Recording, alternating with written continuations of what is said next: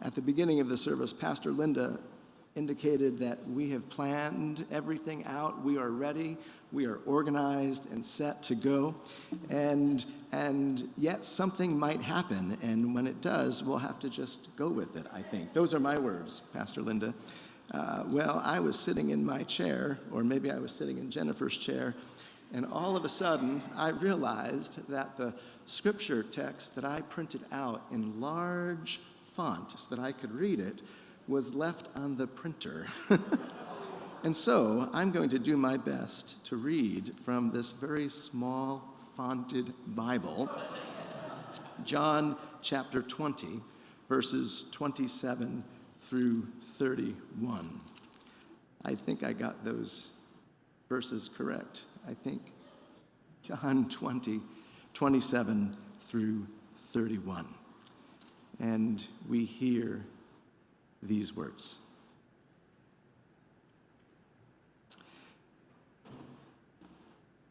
Then he, Jesus, said to Thomas, "Put your finger here and see my hands. Reach out your hand and put it in my side. Do not doubt, but believe." Thomas answered him, "My Lord and my God."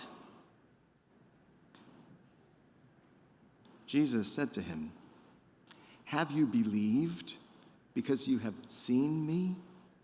Blessed are those who have not seen and yet have come to believe." Now, Jesus did many other signs in the presence of his disciples, which are not written in this book.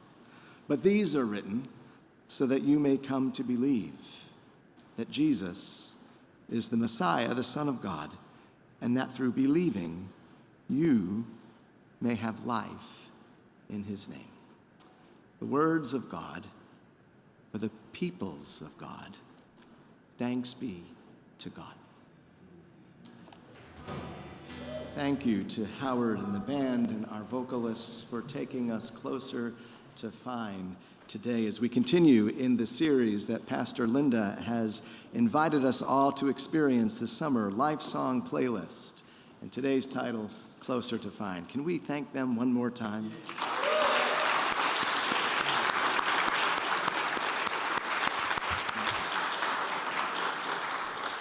So good morning again, First Baptist Church of Morristown. It's a real honor to be with you, and I am grateful to Pastor Pepe for the invitation to fill the pulpit today.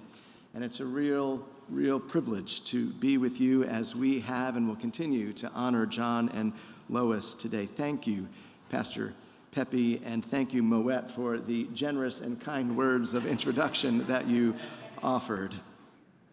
I've been asked to share with you a bit about AWAB and to offer this morning's sermon. So I'm going to do my best to offer both as quickly as possible. And if either falls short of expectations, you will be glad that Pastor Linda will be back in the pulpit next week, and I'll be on my way out of town.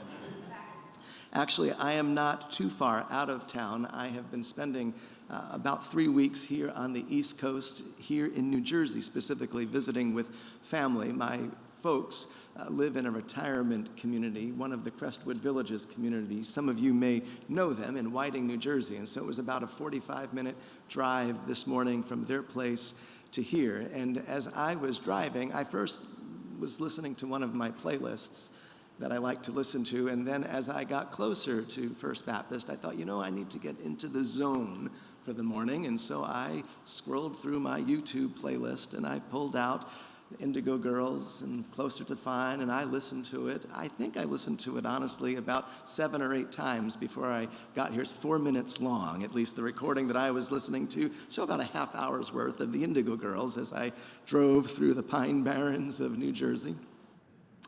And as I got here, it was like it was meant to be. There was a parking space right out front. I hope my car is still there when I'm finished today. I don't know if it's an illegal parking space or not, but I parked and I came in, and I was going to go find Pastor Linda as I was instructed to do upon arrival. But as I opened the door, I heard Closer to Fine, being played up here in the sanctuary. And so instead of finding Pastor Linda right away, I came right up the stairs and I sat near the back of the sanctuary and took in that song. Is that what most people do on their first time? Okay, yes. So it was really meaningful to walk in and to hear. So thank you for sharing it as you have today. Howard, thank you for preparing it as you did. Now, I must express how meaningful it really is, honestly, to be here. You, First Baptist Church, you, more than you may realize, you have a reputation for being so inviting and friendly and generous in your support of so many. In many ways, I do feel a special connection with you, even though this is my first time visiting on a Sunday morning. I mean, there was a time BC, right, before COVID, when I actually visited First Baptist Morristown. It wasn't on a Sunday, but Pastor Jennifer and Richard Hinchman welcomed me and gave me a tour of your very active building. Richard and I officially met several years ago now, and so Richard, I just want to publicly thank you for your tireless energy when it comes to supporting LGBTQ plus people and organizations.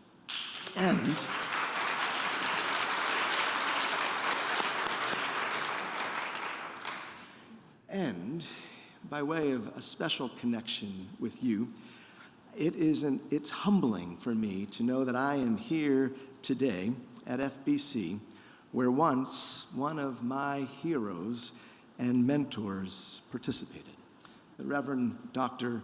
George Hawthorne. Amy, I am so grateful for George and his life and ministry.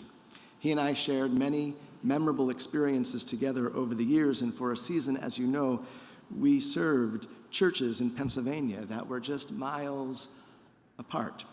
In some ways, George to me was like a dad, he was like a brother, he was a friend, and honestly, he was a pastor.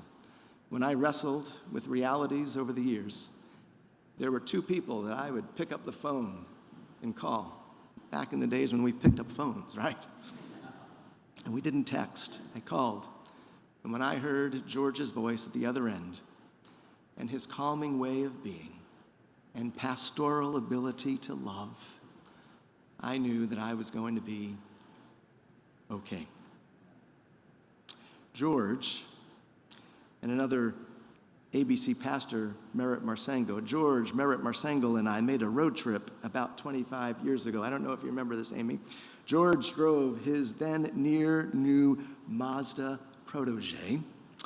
We left 6 Lancaster Avenue, then Eastern Baptist Theological Seminary, and headed together to Columbus, Ohio, where we were attending the installation service of a colleague. We drove from the seminary at 6 Lancaster Avenue, and as we pulled away, George asked, "What's the best way to get to Columbus?" And I said, let's get on the Pennsylvania Turnpike via 476, the blue route, right? The Northeast Extension. So off we went. George created a playlist for our drive, and the three of us just started jamming to this great music that George had put together for us. It was good music that we were really enjoying, when all of a sudden, we were seeing signs that read, "End of Road." And we were like, what? I mean, for about 2.5 hours, we had thought we were on the Pennsylvania Turnpike heading west, when in fact, we were actually, as you know probably, we were driving in the opposite direction. And the music was just that good that we had no idea where we were going. What wasn't good was once we turned around and we were heading in the correct direction, George's brand new car began overheating. And what should have been a 7-hour drive turned into an 11-hour drive or experience. But the music was good all the way. Now, before I say more about the music, you need to know, First Baptist Church of Morristown, that the ministry to which you have committed yourselves is a ministry people admire, from across the Rochester, Genesee region, and dare I say, Pastor Linda, even the country. So be encouraged. You are doing good work. Indeed. And so, on behalf of AWAB staff, board, and over 174 LGBTQ plus affirming congregations and ministries from all over the United States, Canada, and the continents of Africa and Europe, I officially bring you greetings today. And so, I want to now transition and share with you a little bit about AWAB, and then we're going to transition again, and I'll offer some sermonic reflections before we continue on in the service. AWAB came into being, as some of you may know, back in 1993, during an intense period when congregations, get this, were literally being disfellowshipped from regional bodies simply for honoring the full inclusion of LGBTQ plus individuals. However, it was really the dream of three queer identifying ministers at a tiny gay bar in Lincoln, Nebraska, back in 1973, that gave birth to the welcoming and affirming movement in Baptist life, and that paved the way, ultimately, for AWAB to come into existence. A half a century later, AWAB is expanding its scope and ministry across Baptist landscapes. Our current strategic plan includes a dynamic and fully engaged board of directors, a staff of 4, a menu of resources including webinars, continuing education opportunities, consultation services, a lectureship, annual awards, grants, education partners, and general support for congregations and individuals such as yourselves engaged in welcoming and affirming ministry. Most recently, we hosted a webinar for parents of transgender and non-binary children and youth. Earlier this year, at the end of February, AWAB held a virtual vigil for Nex Benedict, the 16-year-old non-binary student from Oklahoma whose life tragically ended because of being bullied and beat up in a school bathroom simply because of their desire to be who they were. I wish that the work of AWAB was no longer necessary, but with all that is happening today in denominational regions, congregations, state houses, Congress, and in society at large, some could say that the work of organizations like AWAB is needed more than ever before. An easy way to learn about AWAB anytime is by visiting our website, awab.org. I'll invite you to go there. Go there, check out the awards page, and you'll see John and Lois's name already listed. You can like our Facebook page and follow us there. You can even join the Rainbow Circle, a monthly donor program that is helping us support month to month the expenses of our growing ministry. We're seeking to add 16 donors a month, and if our development director was here, Pastor Linda, she would say any of you could be next on that list. You can also read about our recently launched Here We Grow campaign, a 2-year, $1 million campaign to help us expand even more the work that AWAB has been about. Now, folk often ask where AWAB is located, and this might seem like a little bit of an anomaly to you, but while our staff is decentralized across the country and we work from our homes, technically our office really is in Louisville, Kentucky, of all places. One of our member churches, Crescent Hill Baptist Church, has graciously given AWAB an oversized closet. We share space with the HVAC system, and it's there where we keep our archives and our inventory of resources. And so I like to say, after all of these years, AWAB is still having to come out of the closet over and over and over again. Well, speaking of coming out, or heading out, as George and Merritt and I did 25 years ago, there was a song that came out in 1989, and I'm pretty sure it was on George's playlist for our 11-hour drive to Columbus, the song that we've already heard creatively shared, Closer to Fine, by the Indigo Girls.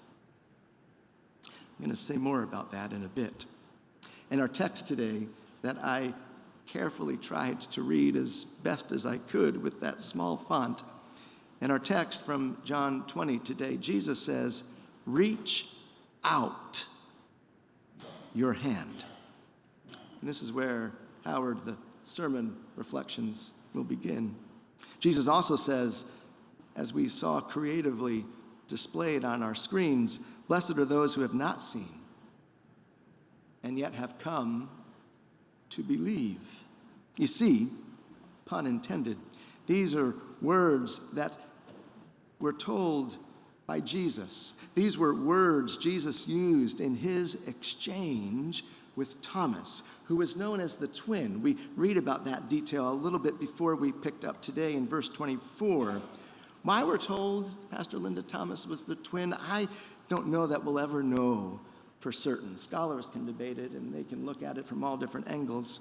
But in my mind's imagination, I wonder if we might just see ourselves in Thomas as perhaps Thomas's twin. If there might be something in Thomas that is similar to something in us. The way the story is told and the way history has preserved the memory of Thomas is, as you know, as Thomas the what? The doubter, right? And if this is the only part of John's gospel that we read, we get a very one-dimensional perspective on this one disciple of Jesus. However, upon reading John's gospel in full, we get to see a broader picture of Thomas, the twin. Earlier in chapter 11, we read about Thomas, who was eager and ready to go to the death on account of his seemingly strong convictions and commitment to following Jesus' example. Then Thomas said of Jesus, "Let us die with him." Now, if you ask me, that doesn't sound like a doubter. And then in the 14th chapter, we see a very reflective and seemingly theologically astute image of Jesus when in an exchange with Jesus, he asks his rabbi, "Lord, we do not know the way that you're going. How can we know the way?" And then, of course, we read of Thomas again here in chapter 20. You see, here's the thing. And here's what I'd like us to ponder today. To be a person of faith, to be a believer, to be one who is committed, as you are here at First Baptist, to Jesus' way of love and equity, equality, and justice, suggests that we will not always be as strong or as bold or as confident in our convictions as we think we ought. In other words, it's okay to struggle with matters of faith. It's okay to ask questions. It's okay to not always have answers. It's okay if there are times when we might think to ourselves that there may or may not even be a divine. I mean, this is why the words "closer to fine" resonate with me as they do. There's more than one answer to the questions pointing me in a crooked line. The less I seek my source for some definitive, the closer I am to find. Christians do a pretty good job, don't they, Richard, of making unbelievers feel as if there's something wrong with unbelieving people. I mean, what if we allowed ourselves space to admit, "I don't know," when it comes to matters of faith? I know that sounds simple, and for a church like First Baptist here in Morristown, that is a part of who you are. And yet I also know from having visited churches all over the country, it's not easy to have such a way of thinking. What if we allowed ourselves space to admit, "I don't know"? I mean, think about it. We can't know everything. Pastor Linda knows a lot. I mean, Howard tells me she knows her Hebrew and Greek. She knows a lot. But Pastor Linda, Pastor Jennifer, doesn't know everything. I once had a professor who said during a hotly contested election cycle, when debates were really debates, that she would cast her vote for the first candidate who answered a question with, "I don't know." I mean, think about it. It doesn't matter what politician or what party you support, but how many times have you heard a politician say, "I don't know," and then walked away? Instead of us remembering Thomas as the doubter, I wonder if it might be more helpful to remember him as a person like us, who at different times and moments in his life had varying and ever-evolving thoughts and feelings about faith. Thoughts and feelings that in one moment could be filled with conviction and confidence that gave him a depth of courage that saw him through challenging situations and scenarios, and then times when thoughts and feelings were mixed in with unbelief, when he wrestled with courage and trust and fear and even anxiety. Thomas is not so much a doubter to me. He's become something like a twin. He is someone who reminds me that there will be periods in my life when I'll be strong, and then there'll be periods when I will struggle and be challenged, and I'll even wonder, where's God in the midst of all of this that's happening today? The challenging and struggling times do not make me a weaker or a lesser person. They don't make you a weaker or lesser person. In fact, such times may perhaps prepare us to be stronger people, and it may be in such seasons that our roots grow deeper and even wider. And isn't this true for churches too? I mean, when we look at the longer history of any congregation, we can see how ministries ebb and flow, pastors and leaders and members come and go. When congregations experience moments and seasons, though, of momentum, as you are experiencing here at First Baptist Church, it's good to lean into that energy and vision that is taking off. So I am here today to remind you that it's okay to question, it's okay to doubt, it's okay to struggle. And yet I'm also here to encourage you, First Baptist, because you are leading the way for more Baptist congregations than you know by allowing Howard, the Spirit, to flow, by Pastor Linda allowing the Spirit to come and to be a part of each of you, and how you are collectively doing together what none of you can do on your own. Earlier in John's Gospel, we read a story about Jesus and Nicodemus. Nicodemus, who was a Pharisee, who by role and definition was to be someone who knew a lot. Nicodemus came to Jesus somewhat, though, ironically, sheepishly by night, so as to perhaps not be found out by others, because there were really things that he didn't know, but he didn't want people to know that he didn't know what he didn't know. And so he engages Jesus with a series of questions that suggests there's far more about faith and belief that he didn't understand. Theologian and writer Barbara Brown Taylor describes Nicodemus, I love this, as an agnostic. How many times do we hear that word and we have negative connotations with it, right? Barbara Brown Taylor describes Nicodemus as an agnostic, and by definition, an agnostic is a not knower, someone who doesn't have all the answers. She goes on to suggest that perhaps agnostics, not knowers, know something more about faith than those of us who think we're knowers know. To be a not knower requires trust, a trust in mystery, and generally, it isn't appreciated when we think we must have all the answers. The less I seek my source for some definitive, the closer I am to find. So if you're struggling with faith today, or with church, or with belief, know that you are in good company.